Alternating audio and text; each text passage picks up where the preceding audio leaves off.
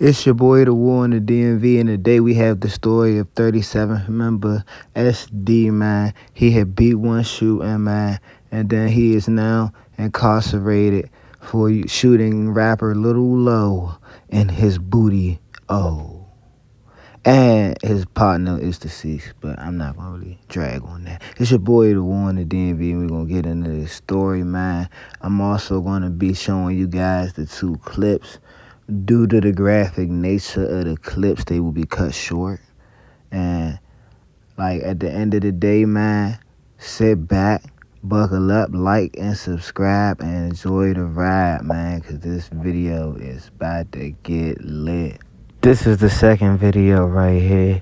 The video he is currently, arrested for. He was sentenced to 24 years in jail for this, man. Apparently, as you guys can see, they all standing around some type of conversation, man. This video was cut short due to YouTube guidelines. I decided to cut out the part of the video that is graphic. But I will tell you, man, it is sparks flying. It is sparks flying. It looks like the 4th of July, man. I will say one thing about SD, man. He can quick draw. That man can quick draw. 18 years old, and investigators say he's already racked up quite a violent past. Nigel Outler, a known gang from Washington, D.C., now accused of opening fire at a family celebration that quickly turned into a tragedy. It was 4 months ago here in Northeast Washington, D.C. Family and friends gathered at a home here for a gender reveal party. But just as the celebration got underway, the mood changed after police say a man reached into a backpack, pulled out a gun, and fired 4 shots right into the crowd before running off. And he got upset, exchanged words with another individual, opened fire, and when he blindly opened fire, he did not hit his intended target, but he also killed another victim and shot another. 2 people shot just as they were celebrating the expected birth of a baby boy.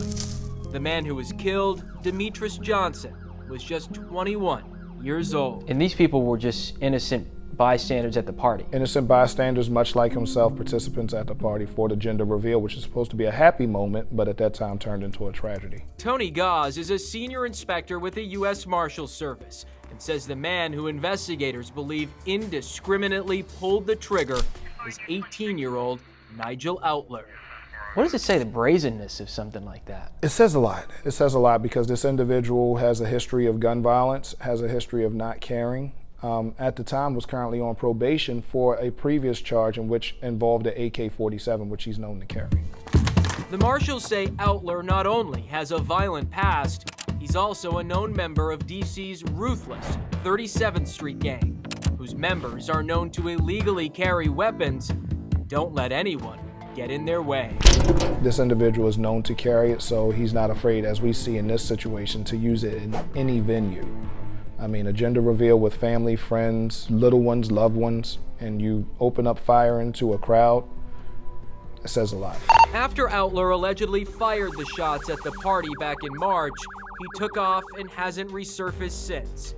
The marshals say he has deep roots in Washington, D.C., as well as parts of Virginia, but say it's also possible he's traveled all the way to California, where he has family near Los Angeles. Do you think he'd go as far as California to try to evade capture from you? Yes, absolutely. I think that he would, because he has the friends and family out there that would give him a place to hide or give him funds and a means to evade capture at this time. But much like anybody else knows, the Marshal Service, we're not going to stop. We can go to California with no problem. But with Outler still out there and the possibility that he's still armed, the marshals say he poses an extreme danger to anyone he comes across, which they say he proved by his actions just 4 months ago. So somebody that's this young, committing these type of crimes at this age, it can't do anything but get worse. Take a good look again. Nigel Outler is 18 years old, and he has a number of things that the marshals say make him stand out, including this tattoo with a number of letters right there on his right jawline. He also has a few small scars right here on the left side of his face, right next to his ear. Now, the marshals say Outler could still be in the D.C. metro or in Northern Virginia, but say there is a possibility he's traveled all the way to Los Angeles, California. So if you know where Nigel Outler is, call the U.S. Marshal Service. This is their number right there. Your tips can remain anonymous, and right now we're being told there's a $5,000 reward for his arrest and conviction. I'm Dan Lamparello, Fox 45 News. On tonight in Washington, D.C. for two high-profile criminals who are on the loose. One of them has just been added to the U.S. Marshals 15 Most Wanted list. WDVM's Cheyenne Karim was at D.C. Police Headquarters today and has the latest on the investigation and manhunt. Yeah, that's right. These are the faces of two men who were wanted for homicides that happened here in the district. Metropolitan Police and the U.S. Marshal are asking you to take a good look at these photos, and if you have any information, you may receive a reward. The U.S. Marshal Service added 19-year-old Nigel Outler to its 15 Most Wanted list after allegedly shooting one man and killing another in Northeast D.C. at a gender reveal party in 2021. We reserved the 15 Most Wanted fugitive list for the worst of the worst criminals. Most fugitives who land on this list are career criminals with violent histories and are accused of the most heinous crimes. Nigel Outler represents a significant threat to public safety. Police are also looking for 18-year-old Dreon Young, who is being charged as an adult and facing a second-degree murder while armed charge for allegedly shooting two people and killing another in 2020. In the other case was a dispute where the suspect fired a gun in a neighborhood.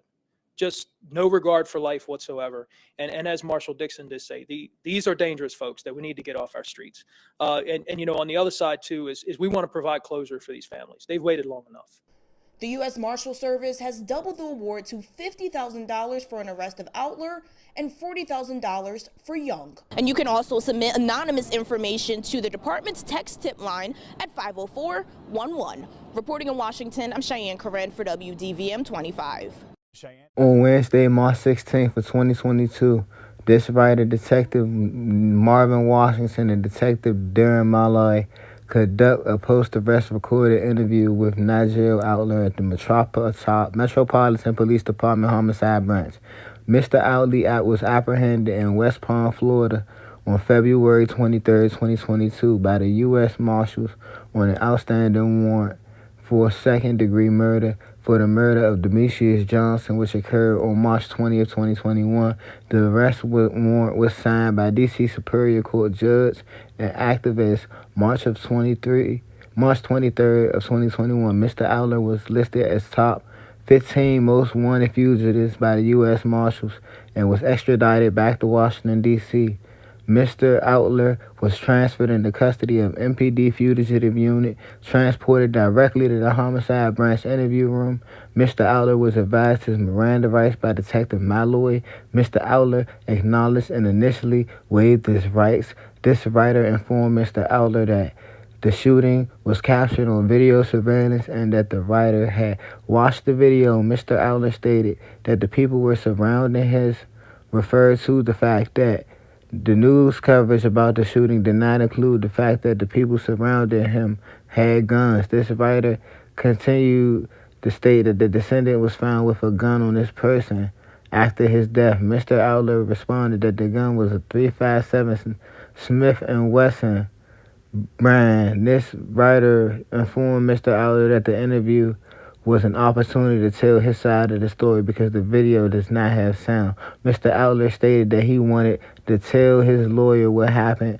This writer asked Mr. Outler if he was in fear for his life at the time of the shooting. Mr. Outler responded yes. Mr. Outler stated that people surrounded him and were reaching for him and toting in an aggressive manner. This writer asked if Mr. Outler knew the individuals he felt threatened him. Mr. Outler replied that he knows one of the individuals and he did not know the other two. Mr. Outler stated he was at the gender reveal party for approximately 1 to 2 hours before the shooting and that he was invited to the party by both expecting parents. Mr. Outler stated that he arrived at the party with his girlfriend and her younger sister. Mr. Outler stated he was at the party popping balloons and enjoying festivities. Mr. Outler explained that the expecting mother and his girlfriend, and that the expecting parents used to live with his girlfriend. Regarding one male subject that Mr. Outler said he knew, Mr. Outler explained that the subject was friends with the expecting father. Mr. Outler explained that he received a text message from this subject previous day if Mr. Outler was coming to the gender reveal party. Mr. Outler stated he was not close friends with this subject and he did not know why the subject was asking him about coming to the party. Mr. Outler stated he did not trust the situation. Mr. Outler stated that while the party, the subject started acting weird and he observed two unknown black subjects approaching Mr. Outler, reaching into their waistband, displaying handguns. Mr. Outler stated these subjects were reaching wearing COVID-19 masks and he did not know what kind of gun they were carrying. Mr. Outler stated it's two subjects were saying something to the effect of "What's up with you?" That suggested to him that they were talking about robbing his. Mr. Outler stated that he had a gun on him, but it was not out at this point. Mr. Outler stated that his gun was in his backpack. At this point, the DVD player stopped the recording. This interview, however, Detective Malloy recorded this interview audio and recording in his cell phone. It's against his side, Mr. Outler stated that the male subject that he knew walked back towards him with his hands in his pockets and said something weird to him. Mr. Outler would not tell the writer what the subject said to him. Mr. Outler said he would tell his lawyers what the subject said. The writer responded, "That is fine if he did not want to share that information." Mr. Outlaw said he was in fear for his life, but that he did not leave the party because his girlfriend and her little sister were still there. Mr. Outler said that a male suspect approached him while he was holding his gun, and he fired the gun 3 or 4 times and then fled on foot. Mr. Outler said he did not know where he was, where he threw his gun because he was lost. Mr. Outler stated he tossed the gun somewhere in that immediate area, but he does not know the location. The writer explained that the descendant's body was not found anywhere near where the video shows Mr. Outler shooting, and asked if he was sure whether the descendant approached him at the time of the shooting. Mr. Outler asked his lawyer to be taken back to the cell.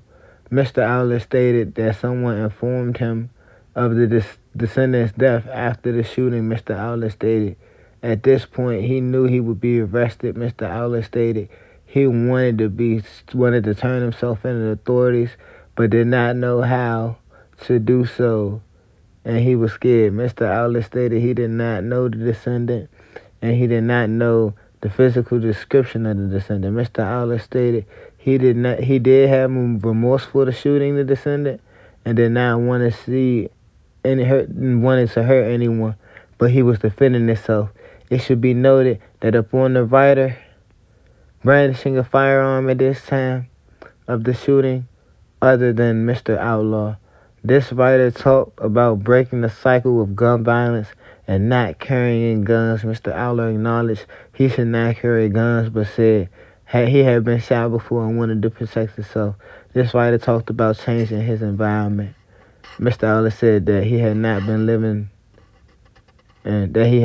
there.